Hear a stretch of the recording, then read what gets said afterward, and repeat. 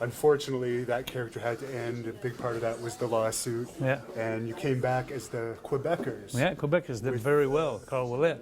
Actually, we have a record. I think it's never been done in the WWF. On the 13th of September, when we came back in '94, the first appearance we made on Raw, we took the titles. Oh, really? It was the first time that a tag team, anybody came in the first night and took the titles. Wow. And it was, and I guess that's why the Steiners were upset with me all a couple of years after. But that was something for me. It was incredible that Vince took my word when I told him I'm bringing in this guy, Carl Ouellette, who he's a rubber ball. You know, like he's 300 pounds. He's afraid of nothing.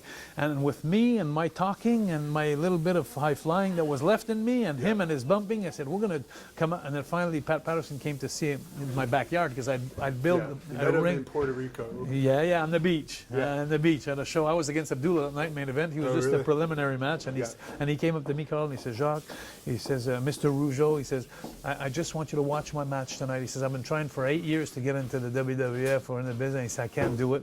And he says, I want you to just watch my match.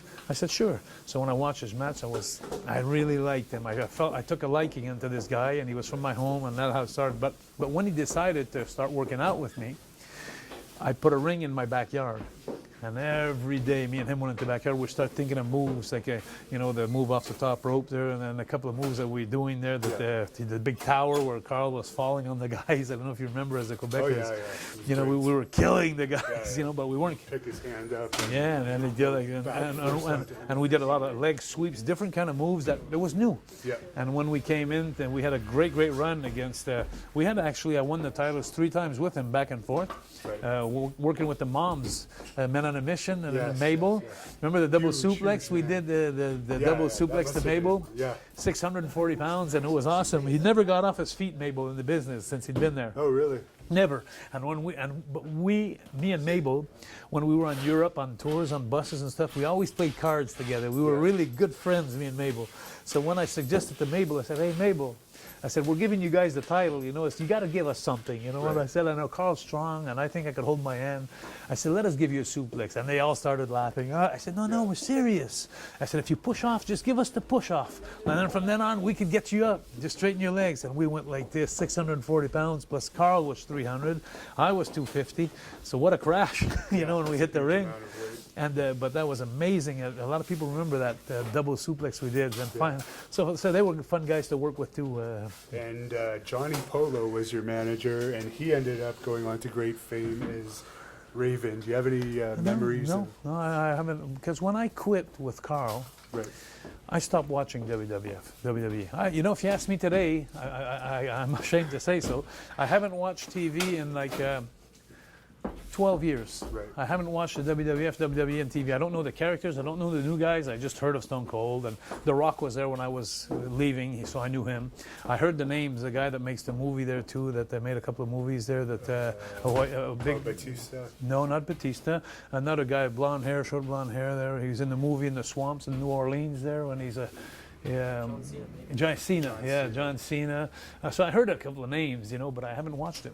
And because I took a new direction, as you know, with my company, a non-violent show, so I got away from it completely. And a little bit of also a sour taste in my mouth when we left, so it's so that's how it goes. Although Vince McMahon has said on the record that he greatly respects your family, and you and your brother were some of the nicest people that he worked with. And so do I.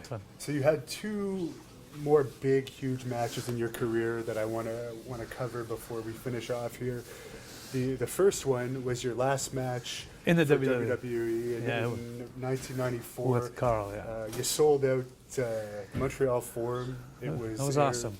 It was awesome. And the amazing thing about that match, it was in 94, I believe. 94, 95, yeah. Oh, because 94, you're right, because 93 we took the titles. 94, yeah. And then when Carl, my partner, the Quebecers turned on me with not the Islanders, but with anyway, Samu and Head Shrinkers. Yeah. And so we had a match, me against Carl, 2 Quebecers, but he turned on me after me we made the big story in Quebec, like, hey, I brought you to WWF and this is how you treat me, and the big finish. And we practiced that match again in my backyard for like months. And when we came to the Forum in front of 18,000 people, it was awesome. And history was made. History was made because one of the biggest radio stations in Montreal.